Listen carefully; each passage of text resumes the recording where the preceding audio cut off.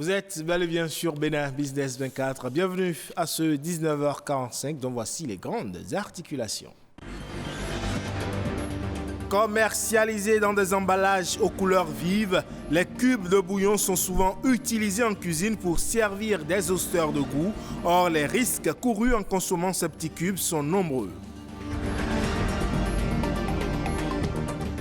Souvent causé par une alimentation trop calorique, riche en glucides et en gras, le surpoids est l'état d'une personne qui présente un excès de masse graisseuse pour une statut donnée supérieure à la normale. On en parle. Enfin, on parle de la leucémie qui est un cancer qui touche les cellules sanguinaires. Elle tue plus les enfants. État des lieux du diagnostic et du traitement dans un instant.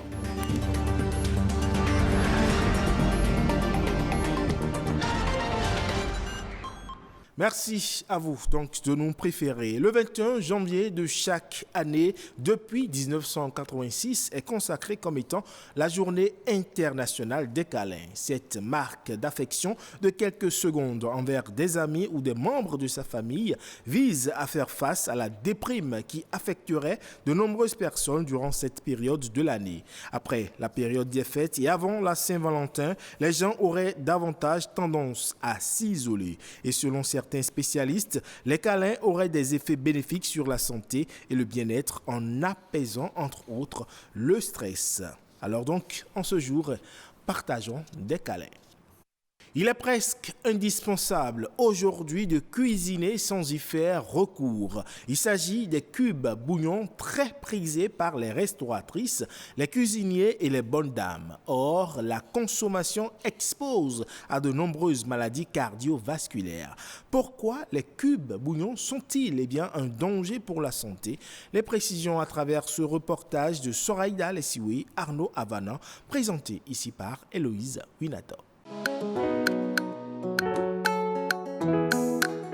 Jessica déguste avec appétit son plat de sauce tomate au poisson assaisonné au bouillon que nous appelons communément cube. Un ingrédient qui permet de relever le goût du repas. Lorsque nous mangeons pas chez nous, on est habitué à la consommation de la nourriture avec des bouillons. Le jour où la dame prépare sans le bouillon, vous avez l'impression que ça n'a pas de goût. Je pense que c'est à cause des bouillons là que le goût est un peu plus sorti. Enfin, le goût n'est plus naturel. Chez moi, à la maison, je contrôle ce que je mange, je sais ce qu'on me prépare. Mais en allant manger dehors, je ne peux pas contrôler. Moi, je n'utilise pas beaucoup de cubes. Honnêtement, c'est l'oignon qui domine ma cuisine. Exhausteur de goût, ces bouillons devenus le roi de la cuisine contiennent des substances telles que le glutamate de sodium qui est néfaste pour la santé. D'autant que sa forte teneur en sel le place sur la liste des aliments à éviter en cas d'hypertension artérielle, selon les spécialistes. Le sel est vraiment incriminé dans l'hypertension artérielle. Donc, une consommation excessive du sel peut entraîner une augmentation de la pression artérielle. Aujourd'hui, au Bénin, on est à 12 grammes de consommation quotidienne de sel par individu. Alors que l'Organisation mondiale de la santé nous recommande de prendre maximum 5 grammes de sel par jour. La forte consommation des bouillons contribue à cette élévation de consommation de sel qu'on a dans nos ménages. Ces additifs colorés, en apparence inoffensifs, peuvent en réalité être cancérigènes. Pas question donc d'en abuser, de les mettre dans toutes les soupes et sauces. Il existe des ingrédients naturels qui peuvent jouer le rôle de substitution pour le plaisir des papilles gustatives. Il faut par exemple utiliser les poissons, les petits frettins moulus. Il faut également utiliser les épices fraîches. Donc si on veut rehausser aussi le goût de nos assiettes sans pour autant utiliser les bouillons, on peut le faire à partir des épices, des herbes que nous avons sur le marché. Et aussi, il faut savoir qu'on peut faire nos bouillons à la maison. Selon les spécialistes de la nutrition, les bouillons sont nuisibles à la santé. Ils déconseillent aux consommateurs donc d'en faire usage. On s'intéresse à présent au surpoids. Eh bien, c'est une accumulation de graisse dans le tissu adipeux causée par une alimentation trop calorique, riche en glucides et en gras. Eh bien, elle a des conséquences fâcheuses sur la santé. Pour l'éviter, les spécialistes recommandent de surveiller l'indice de masse corporelle et la courbe de corpulence. Précision à travers cet élément. Il est reconnu comme le 5e facteur de risque de décès au niveau mondial. Le surpoids, selon l'Organisation mondiale de la santé, s'explique par un excédent de graisse dans le corps humain. Le surpoids, c'est l'augmentation de la masse corporelle du corps, c'est-à-dire la graisse du corps. Le surpoids, c'est quand vous avez un poids qui dépasse la normale. Et en termes médicaux, on dira que vous êtes en surpoids lorsqu'on calcule votre IMC, votre indice de masse corporelle, et que vous vous retrouvez au-delà de 25. Quand vous êtes entre 18 et 25, vous êtes dans le poids normal. Mais quand vous dépassez les 25, déjà avec 26, 27, 28, là c'est le surpoids. Principalement dû à un excès de calories, une alimentation trop riche en glucides et en graisses, associée à un manque d'exercice physique, le surpoids cause chaque année au moins 2,8 millions de décès dans le monde.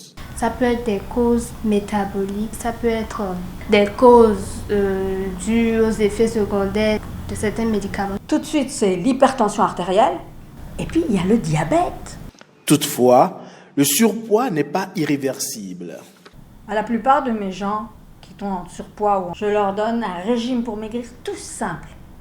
Et regardez ce qu'il y a décrit. Par jour, 3 repas. Pas de grignotage entre les repas. Surtout pas de mayonnaise. Surtout pas tous ces aliments artificiels dans lesquels ils sont obligés de mettre ketchup et tout ça. Des produits auxquels nos enzymes digestifs, nos sucres digestifs ne sont pas habitués. Donc, dès qu'ils rentrent dans notre corps, ils se transforment en graisse. Éliminer le gras est donc bénéfique pour la santé, mais il est conseillé de respecter l'heure de prise des repas.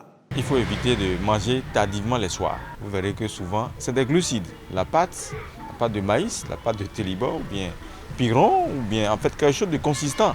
La soirée est faite pour les aliments légers. Ou bien tu fais l'exercice diète lié avec le citron, le pamplemousse, le clou de girofle. Là, ils vont diminuer du poids et ils mangent uniquement à 16 heures. Et ça fait à demain. Prévenir le surpoids revient donc à réduire la consommation de calories, à avoir une alimentation journalière saine et équilibrée et à pratiquer une activité physique modérée d'une durée de 30 minutes au moins pendant 5 jours par semaine. Et on reste dans le domaine de la santé pour parler à présent de la leucémie. C'est un cancer des tissus responsable de la formation du sang dans l'organisme humain qui débute habituellement par une anomalie dans la moelle osseuse. Cette pathologie tue plus chez les enfants que chez les adultes. Mais l'accès à un bon diagnostic existe-t-il au Bénin? De quel traitement dispose-t-on aujourd'hui pour lutter donc contre la leucémie? Romaric Massi, hématologue au CNHU de Cotonou, évoque ici le diagnostic ainsi que les traitements. La leucémie, sous-entendu la leucémie aiguë, qui est la forme la plus aiguë des leucémies, existe au Bénin. Cette pathologie touche aussi bien les enfants que les adultes. Il faut savoir qu'en matière de cancer des enfants, les leucémies aiguës représentent à peu près le tiers, 30 à 40% des cancers pédiatriques. Et donc, ces pathologies tuent aussi bien les enfants que les adultes. Nous avons la possibilité aujourd'hui de pouvoir faire un certain nombre d'examens, les tout premiers, très rapidement, qui vont nous donner les premiers éléments en faveur d'une leucémie. Les données que nous avons aujourd'hui sont des données du CNHU, notamment du service d'hématologie, où nous avons fait le premier point du semestre de 2019, le premier semestre de 2019, où nous étions déjà à 80 cas de cancer de sang globalement, dont 20 cas de cancer de sang pédiatrique, ce que nous appelons la leucémie aiguë. Lorsque vous faites le diagnostic de votre patient, vous avez des éléments pronostiques que vous allez rechercher, qui vont vous permettre de classer votre patient. Quand votre patient est classé, en fonction du type de pathologie qu'il a, il va pouvoir être traité par ce que nous appelons un protocole thérapeutique. Vous avez tout un investissement pour tout ce qui est la supportive care. Parce que le patient va avoir besoin d'être traité pour des syndromes infectieux au cours de son traitement. Donc il aura besoin d'un certain type d'antibiotiques qui sont suffisamment chers. Ce patient aura besoin d'une certaine nutrition au cours de son traitement.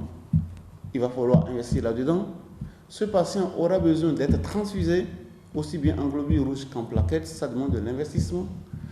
Le traitement d'un cancer ne peut pas être l'apanage du patient lui seul. C'est toute une organisation qui doit se mettre derrière ce patient-là et pouvoir l'aider à pouvoir vaincre ce cancer-là.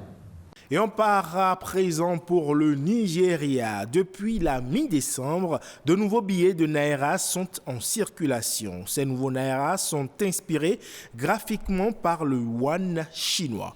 Ils bénéficient d'une technique d'impression censée rendre la reproduction illégale difficile. Ce lancement express de nouveaux billets dans un pays de plus de 200 millions d'habitants n'est pas simple. D'autant que moins de 50% de la population dispose à ce jour d'un compte bancaire. Reportage de nos confrères de France 24. Dans ce quartier de Lagos, Ahmed reçoit du matin au soir dans cette minuscule cabine. Sans interruption, il accepte les coupures de billets. Son chiffre d'affaires explose actuellement. Pourtant, il craint pour son avenir en tant qu'agent financier de proximité. Le gouvernement dit qu'il veut pousser les gens à ne plus se déplacer avec de l'argent liquide. Les autorités veulent que les gens fassent des transferts. Elles veulent une économie sans cash. Cela va vraiment nous affecter. Près de 600 000 relais financiers de ce type sont répartis dans tout le pays. La Banque centrale du Nigeria compte sur ses indépendants, mais aussi sur les banques commerciales. Objectif, absorber un maximum des anciens Naira jusqu'à la fin janvier. Dans cet établissement bancaire, les agents ont reçu une formation pour faciliter la mise en circulation des nouveaux billets. Mais leur priorité est d'inciter la clientèle à moins utiliser de l'argent liquide. Dans notre économie actuelle, toutes les banques sont préparées à cette mutation. Donc quand les gens disent que les délais sont trop courts, je ne suis pas d'accord. Il y a suffisamment de mécanismes et d'outils qui ont été mis en place pour solidifier la politique monétaire. La position de la Banque centrale du Nigeria sur l'adoption du numérique est claire. Comme des dizaines de millions de Nigérians, Henry a été surpris par le timing du retrait des anciens Naira. Cet ex-militaire dirige une société de sécurité. Depuis plus d'une dizaine d'années, il officie comme négociateur sur des affaires d'enlèvement. Selon lui, les réseaux criminels possédant des stocks de vieux billets se sont déjà adaptés. Les ravisseurs sont généralement conscients de la rapidité avec laquelle vous pouvez accéder aux fonds. Ils connaissent le processus parce qu'ils ont perdu beaucoup d'argent des rançons qui avaient été payées. Ils collaborent avec des agents qui approchent les banques pour remplacer leur stock de vieux billets par des nouveaux. Les Nigérians ont jusqu'au 30 janvier pour déposer sur un compte bancaire les anciens Naira. Passé cette date, ces billets ne seront plus légaux et donc ne seront plus acceptables pour la moindre transaction. Et ce sera tout pour cette édition du soir à retrouver sur toutes les plateformes digitales de l'ORTB ainsi que de Bénin Business 24. Merci à toutes et à tous et à bientôt.